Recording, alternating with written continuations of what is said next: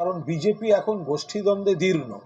ভোটের আগে যাদের গরম গরম বিবৃতি শোনা যেত, বাছাই বাছাই বিশেষণ, তৃণমূল কংগ্রেস নেত্রী, তৃণমূল কংগ্রেসের সেনাপতি, তৃণমূল কংগ্রেসের নেতা নেত্রীদের সম্পর্কে, এখন ভোটের পর দেখা যাচ্ছে দলে তারাই সমালোচিত হচ্ছেন। দলের একটা বড় অংশ, দলের আদি গ্রুপ, দলের একটা সেভ বিজেপি একটা গোষ্ঠী, দলের কোন নেতার আত্মীয়, সব ফেসবুক পোস্ট, প্রার্থীদের ক্ষোভ, বিজেপি নেতাদের ক্ষোভ, কামিনী কাঞ্চনের মতো অভিযোগ, এগুলো সব উঠে আসছে। ফলে এই ধরনের যে প্রবল প্রবল যে যে বিষাক্ত কথাবার্তা ভেতর থেকে উঠে আসছে, এবং সেটা এই নেতা নেত্রীদের বিরুদ্ধে যারা বিজেপিটার নিয়ন্ত্রক ছিলেন, ফলে সেই চাপে পড়ে কারুর কোনো সুর স্বর এসব বদল হচ্ছে কিনা তারা বলতে পারে। আরো একটা লাইন মানে তাৎপর্যপূর্ণ ভাবে আজকে অ্যাড করেছেন যে সামগ্রিকভাবে দলকে আমি প্রতিনিধিত্ব করি না, আমি সংগঠন করি। এটা নিয়ে জানতে গেলে আপনাদের শ্রমিক ভট্টাচার্যের কাছে জানতে হবে, প্রত্যেকদিন প্রেসের সঙ্গে কথা বলেন। এইটা শুভেন্দু বলছেন, কি বলবেন?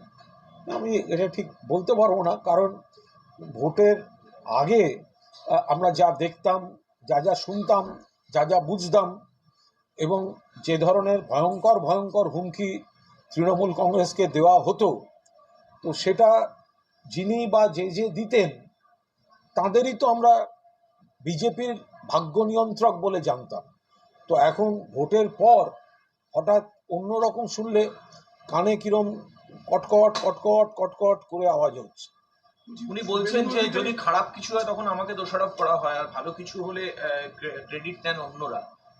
শুভেন্দু অধিকারী বলছেন এটা বিজেপির মধ্যে একটা ভয়ঙ্কর যুদ্ধ চলছে।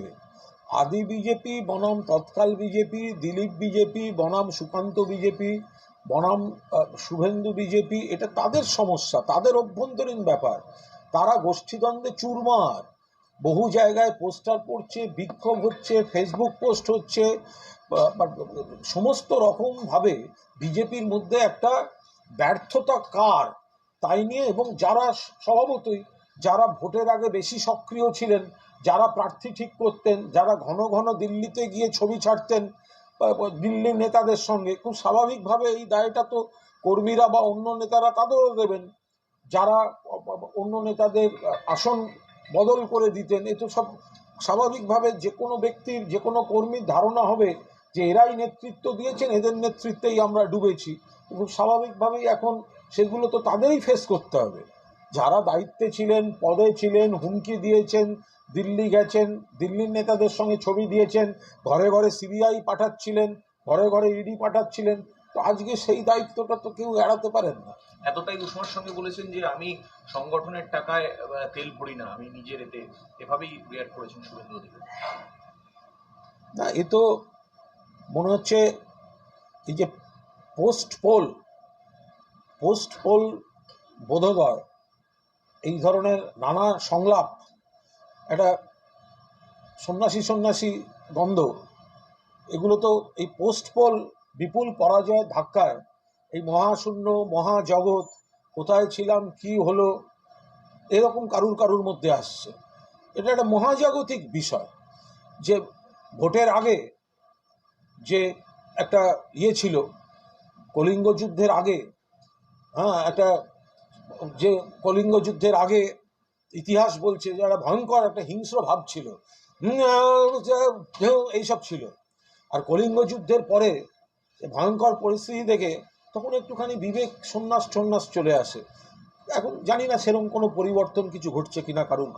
অনেকেই বলছেন যে অনেকেই বলছেন শুভেন্দু অধিকারীর একটা সুর বদল লক্ষ্য করা যাচ্ছে। আগে অভিষেক বন্দ্যোপাধ্যায় সম্পর্কে প্রশ্ন করলেই উনি খুব আক্রমণাত্মক থাকতেন, আজকে অভিষেক বন্দ্যোপাধ্যায়ের চিকিৎসা সংক্রান্ত বিষয়ে সাংবাদিকরা প্রশ্ন করলে তিনি সৌজন্য দেখিয়েছেন এবং বলেছেন ব্যক্তিগত ব্যাপার, এ ব্যাপারে কথা বলবেন। দেখুন, অভিষেক চিকিৎসাজনিত কারণে একটা সাময়িক বিরতি নিয়েছে। ওর চোখের প্রবলেমটা আমরা সবাই জানি, ভয়ঙ্কর দুর্ঘটনা থেকে এবং খুব বিপজ্জনক। মানে চোখের মণিটা যে দুটি হাড়ের ওপর, মানে ওইখানের হাড় ড্যামেজড হয়ে আছে। তো সেই জায়গায় দাঁড়িয়ে অতীতে একাধিক নেতা নেত্রী বিরোধীদের অভিষেককে নানাভাবে কটাক্ষ করেছে। কিন্তু আজকে যদি শুভেন্দু সেখানে কোনো বিরূপ মন্তব্য না করে থাকেন, স্বাভাবিক সৌজন্য দেখিয়ে থাকে, সে তো ভালো। বলছি, অভিষেক বন্দ্যোপাধ্যায়ের এই ছুটি নেওয়ার পেছনে কোনো রাজনৈতিক কারণ আছে?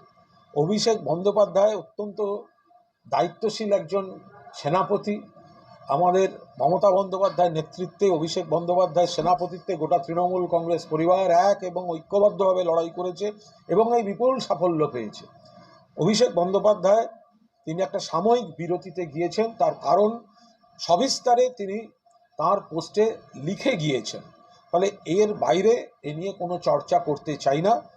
চিকিৎসার যে বিষয়গুলো রয়েছে আমরা সকলে আশা করি খুব দ্রুত সেই চিকিৎসার সেই বিষয়গুলি সম্পূর্ণ করে তিনি আবার বিরতির পর ফিরে এলাম পর্যায়ে চলে আসবেন।